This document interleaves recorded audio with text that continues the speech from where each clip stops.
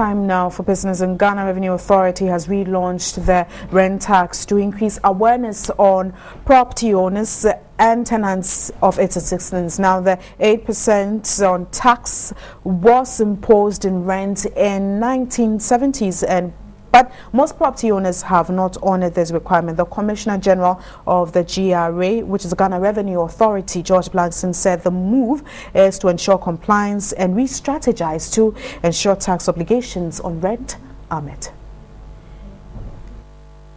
This is an attempt to relaunch it, to bring public attention to the obligation of earners of rent income to account for the tax on it, and also for those who rent properties to insist, particularly the corporate bodies, also to insist on having the tax deducted and accounted for to the Ghana Revenue Authority. When we have to go out to fish out and identify earners that way, we are by law empowered to impose penalties, and that is why we are appealing to the general public that.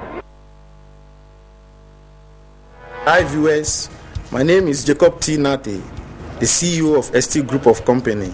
We are into electrical construction, hotel management, gas and petroleum. Watch me on TV3 at Business Focus with Kokutimi at 8:30 on Tuesday, live.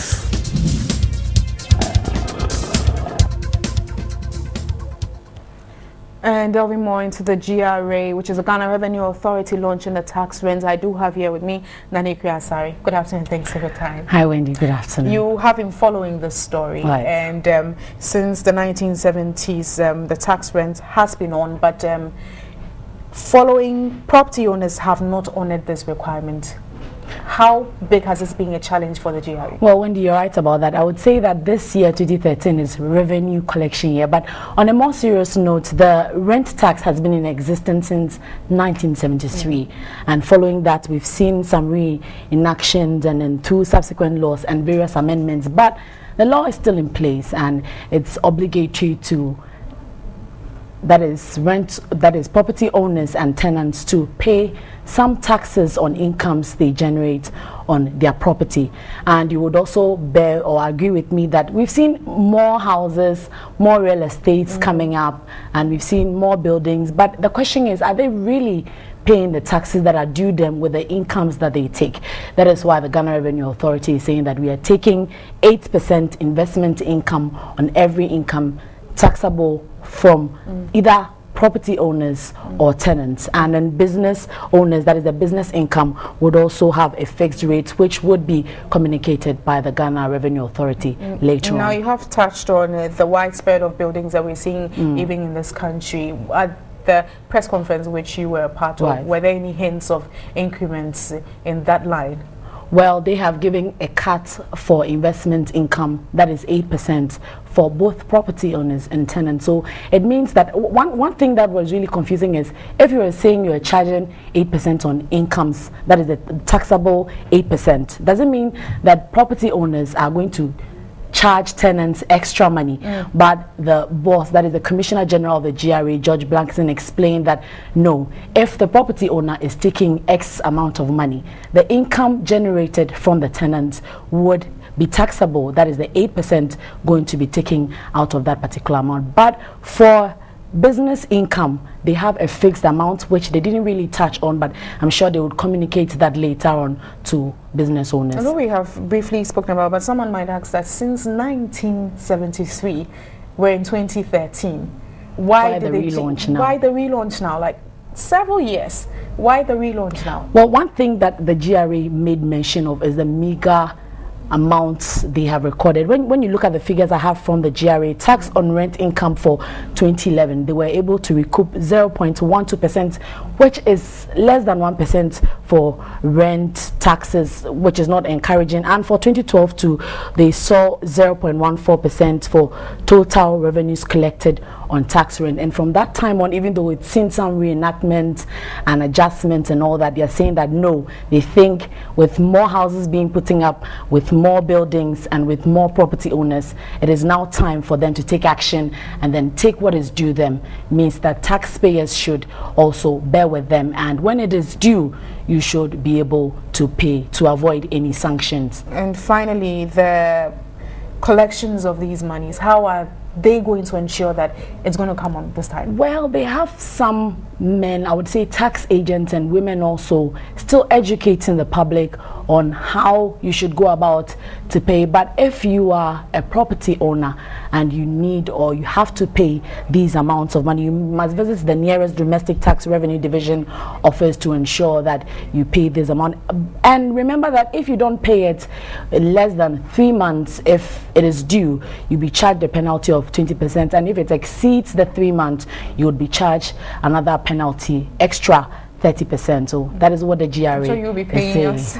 But thank you very much for your time, Nanika. So we're looking at the relaunch of the rent tax. But you're still watching Midday Live. We're going straight to talk to Thomas Adotai Papo. We're told that the Minister of Trade, Haruna Idrisu, is meeting a Singapore delegation on trade. Hello, Adotai Papo. Are you on the line, Thomas? Yes, I'm here. You have to speak up, Adotai. Now, what really is the meeting about? Thank you very much. If you recall, last week you had some publications in the media that says that the Singaporeans are coming, and just like the Chinese, the Singaporeans are here with us. And this afternoon they have just opened the external center here in Accra, and this center is actually going to link up the Singapore to Ghana, and that is called the agency that is driving Singapore's external economy. But just briefly, to know a little bit about Singapore. Singapore is a country with just about 5.3 million people. If you compare it with Ghana, we are quite populous comparatively, and the fact that they are occupying a space of just around 710 square kilometers. This country has no natural resources. It recycles water. It imports water from Malaysia, and you know, its people are its natural resources, but they have been able to build their housing system so well that, I mean, even when it comes to some residential accommodation, you could have as much as 40 floors. And these people are in Ghana, Wendy, to do business with us. But today we had two ministers representing Ghana, and a number of MOUs which were signed a short while ago.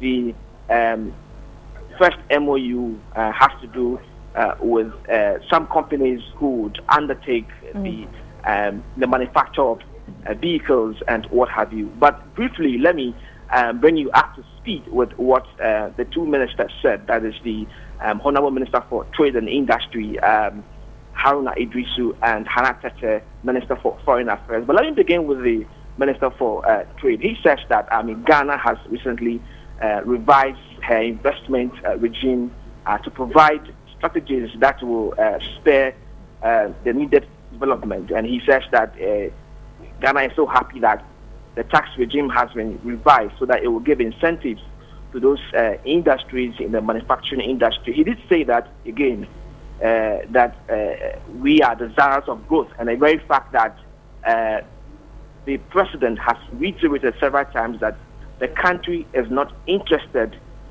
in doing business, but it will place the enabling environment for businesses to thrive. On the part of Hannah Tete, she was very confident of the fact that Singapore has opened its second office in Africa. Indeed, in January this year, the Singaporean Investment Center opened in South Africa. So that makes Ghana the second country for Singapore to open its investment trade. And she says that it's an attestation and confidence that Singapore has in Ghana. And she said that our government is focused in creating, institutional frameworks that will allow businesses to grow. And, the very fact that Ghana would move from a lower income to upper income earning country in the next few years to come. She is of the opinion that Singapore, who had their independence in 1965,